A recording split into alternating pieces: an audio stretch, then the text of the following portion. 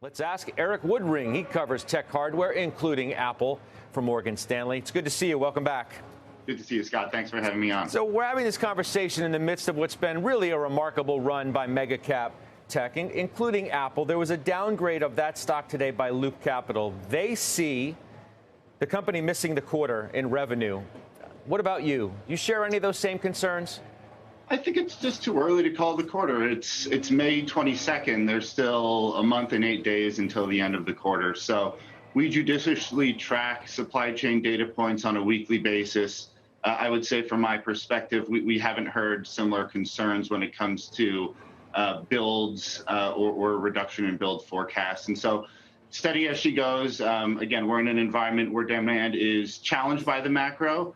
But for Apple, it has been much steadier, much more stable than for a number of other companies in my universe. I mean, they were talking about both iPhone and overall. And if you look at iPhone, I mean, maybe one of the surprises in the most recent quarter was just how robust that business remains, returning to growth in the quarter from a decline of the prior quarter. How would you assess where the iPhone is today and maybe some of the concerns that you might have on smartphones overall?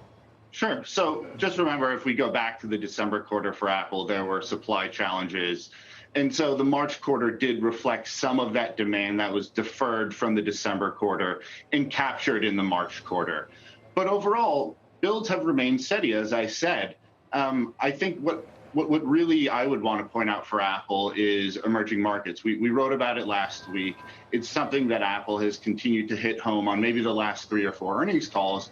And that is if you isolate maybe 7 emerging markets, those that Apple called out as hitting new record revenues, India, Indonesia, Mexico, Vietnam, collectively, they saw iPhone units grow about 55% year over year in the March quarter. If you take everywhere else in the world, iPhone units declined about 5% year over year. And so I just don't think we can ignore the emerging market story anymore. Those companies are still, just call it 10% of iPhone shipments. And so it is not the majority, but it is growing very quickly. And so there is some stability in emerging markets, clearly. And then when you look at home, again, we just need to parse through some of the challenges that different regions are going through. The U.S. with the debt ceiling, Europe with what's going on in Europe, obviously from a geopolitical perspective. But that's kind of the lay of the land as I think about the iPhone today.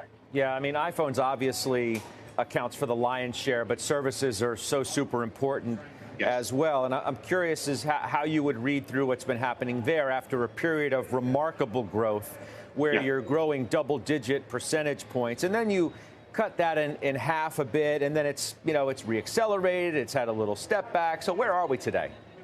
Sure. We're in the period that I'd call the troughing period. If you look on a constant currency basis, services is still growing. Let's call it low double digits.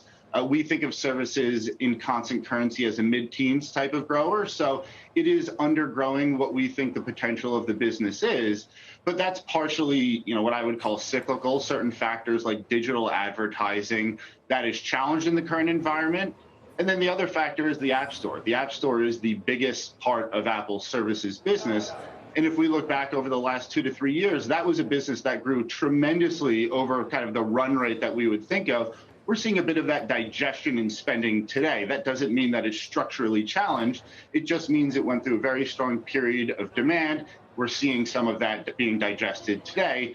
But ultimately, we do think that in the June quarter, services accelerates by about a point versus the March quarter. And then you see a more significant acceleration into September and December, with the dollar actually becoming a fairly favorable tailwind relative to something that has been a significant, call it 5+ point headwind over the last few quarters.